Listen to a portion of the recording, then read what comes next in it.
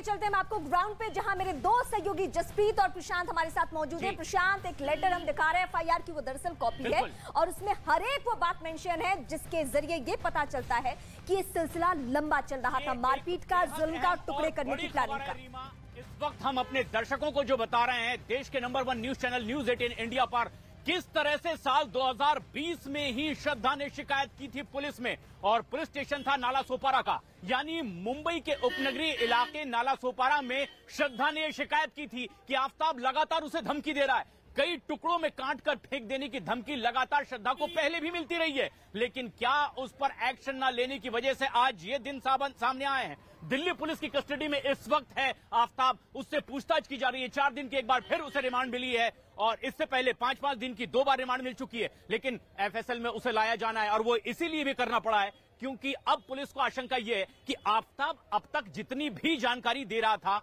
क्या इसमें काफी हद तक वो झूठ बोल रहा था, और इसीलिए इस सच्चाई का पता लगाने के लिए इस वक्त अब Delhi police forensic science laboratory में पहुंचने वाली है। एफएसएल में लेकर इसकी प्रक्रिया कल से शुरू हो चुकी है, लेकिन ये एक इस वक्त की बेहद अहम और बड़ी खबर है।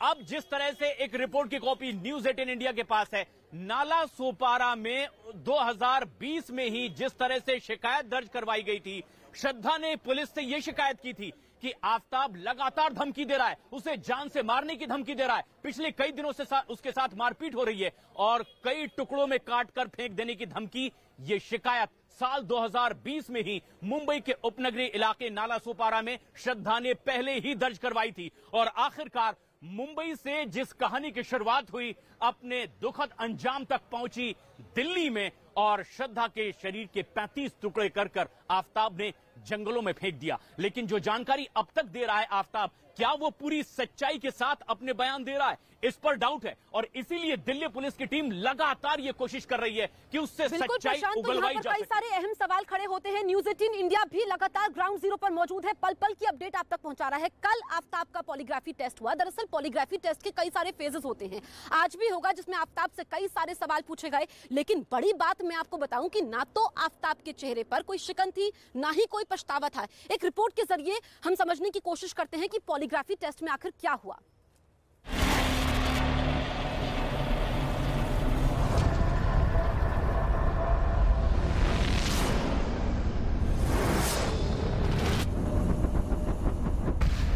आफताब का पॉलीग्राफ टेस्ट से सामना।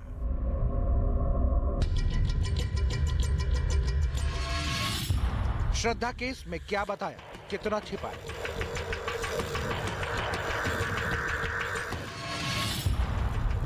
बेफिक्र आफताब का घिनौना चेहरा सामने आया।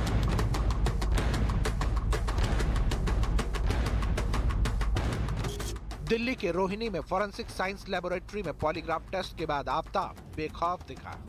उसके हाव भाव से लग रहा था कि वो बिल्कुल भी परेशान नहीं है, बल्कि वो इतना कॉन्फिडेंट दिख रहा था जैसे कितना बड़ा काम करके आया हो।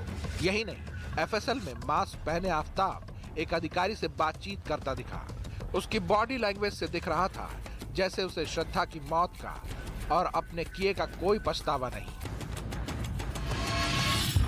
बताया गया कि पॉलीग्राफ टेस्ट के लिए आफताब करीब 4 घंटे तक एफएसएल में रहा।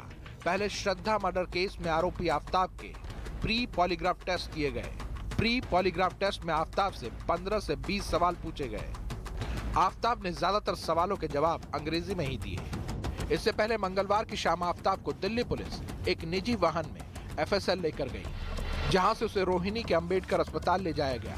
करीब 15 मिनट अंबेडकर अस्पताल में रहने के बाद आफताब के प्री पॉलीग्राफ टेस्ट किए गए।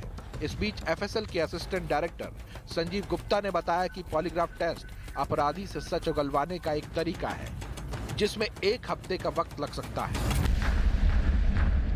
मोर देन 1 वीक का टाइम इसमें लगता है जी, तो वो सारे टेस्ट में हो जाएंगे। यानी श्रद्धा मर्डर केस का सच सामने आने में अब पॉलीग्राफ टेस्ट का इंतजार करना होगा।